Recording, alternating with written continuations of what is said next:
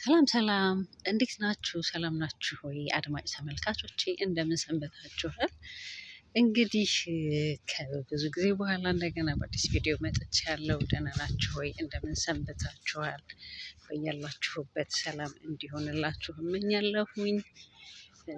ዛሬ የመጣሁት ሀሳብ ምንድን ነው?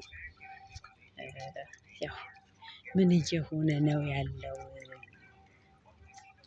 ምንድን ነው ነገሩ? በሀገራችን ስለ ሃይማኖት መሞት አለብን ወይ?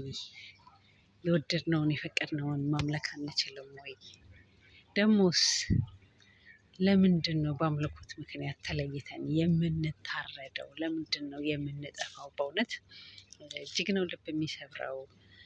ብዙዎቻችሁ ሰምታችኋል፣ ብዙዎቻችሁ የምታውቁት ነገር ነው፣ አዲስ ነገር አይደለም። ግን እስካሁን ድረስ መፍትሄ ያልተገኘለት፣ እስካሁን ድረስ መልስ ያልተገኘለት ኦርቶዶክሳውያን እየተገደሉ ነው። ኦርቶዶክሳውያን እየሞቱ ነው። በጅምላ እስከ መቃበር ድረስ ደርሰዋል። ይሄ በጣም ልብ ይሰብራል።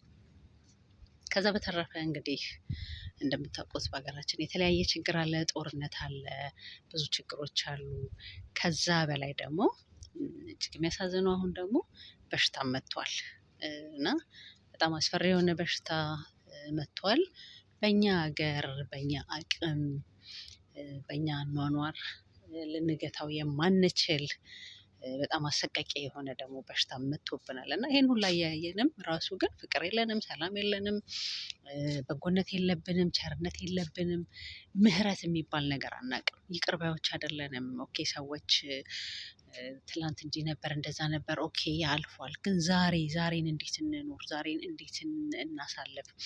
ዛሬ ላይ እንዴት እንሁን? እንዴት ነው ዛሬያችንን የምናሳምረው? ዛሬ ሲያምር ነው ነገ የተሻለ ትውልድ የሚኖረው እና ይሄን ነገር አናስብም። በቃ ሰዎች ዛሬ የፊታችንን ነው የምናየው። እኔ ደጋግሜ ብዙ ጊዜ ብያለሁ፣ ማንንም በመሳደብ ማንንም በመግደል ማንንም በማዋረድ የሚመጣ ለውጥ የለም፣ የሚገኝ ሰላም የለም፣ የሚገኝ እድገት የለም። ሰው የፈቀደውን ይመን፣ የፈቀደውን ይኑር። ግን ሰላም ለምን አንሰጠውም? ለምንድን ነው ሰው እንዲያርፍ የማንፈልገው? ለምንድን ነው ሰዎች የሚገደሉ? ሰዎች በተለይ ሰላማዊ ሰዎች ፍትህ ያስፈልጋቸዋል እና ፍትህ ለኦርቶዶክሳውያን በጣም ነው የሚያስፈልገው። በዚህ ሰዓት በአርሲ ውስጥ ኦርቶዶክሳውያን ትልቅ በደል፣ ትልቅ ችግር እየደረሰባቸው ነው። ሁላችሁም በተቻላችሁ ድምፅ ልትሆኑ ይገባል። ይሄ ኦርቶዶክሳዊ መሆን አይጠበቅም። ይሄ የስብዕና ጉዳይ ነው። ይሄ ሰው የመሆን ጉዳይ ብቻ ነው። እጅግ ነው የሚያሳዝነው። እስካሁን ድረስ መፍትሄ አልተገኘበትም።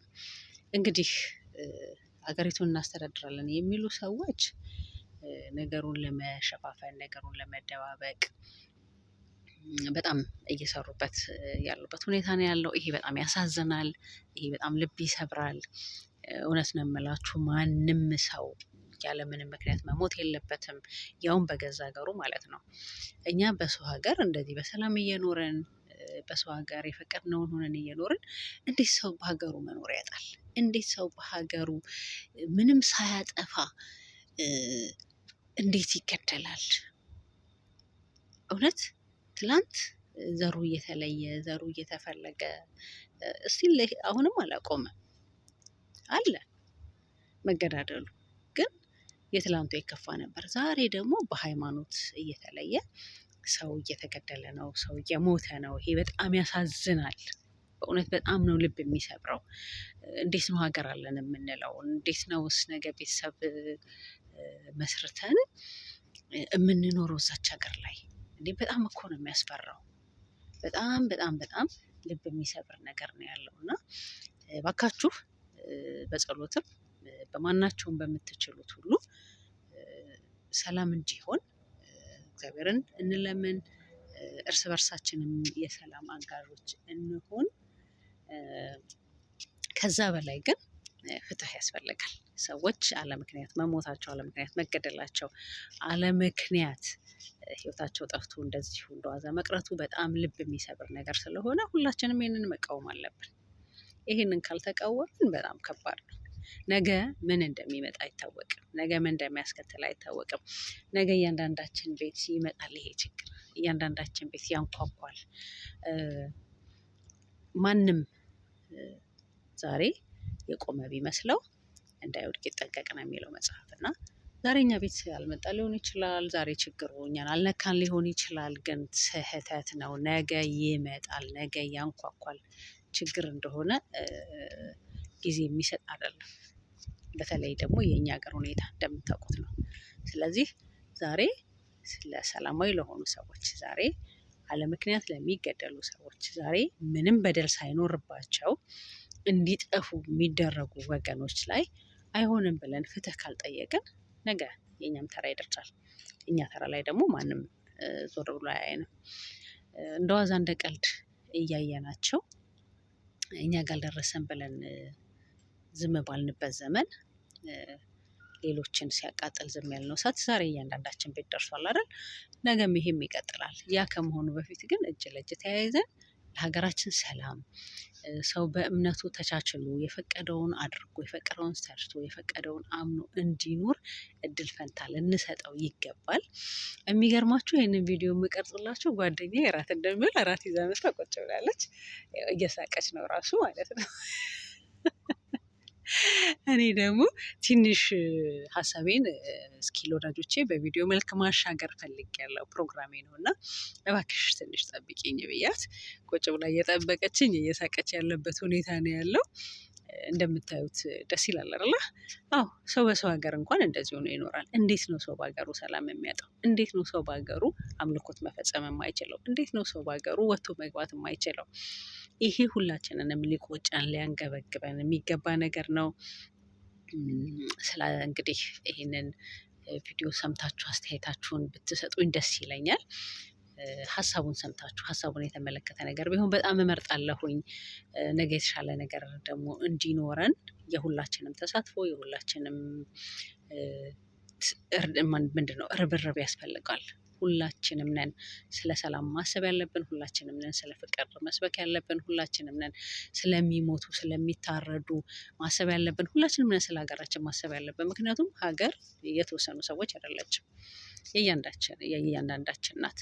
ሁላችንም የምናዋጣው ነገር አለ ለዚች ሀገር፣ ሁላችንም የምናዋጣው ነገር አለ። ስለዚህ ስለ ሰላም እናዋጣ፣ ስለ ፍቅር እናዋጣ። በያለንበት በጎውን እንመኝ፣ በያለንበት በጎውን እንስራ። እንደዛ ከሆነ ብቻ ነው ነገ የተሻለ ነገር የሚኖረን። አለበለዚያ ግን ነገ የተሻለ ነገር ሊኖረን በፍጹም አይችልም።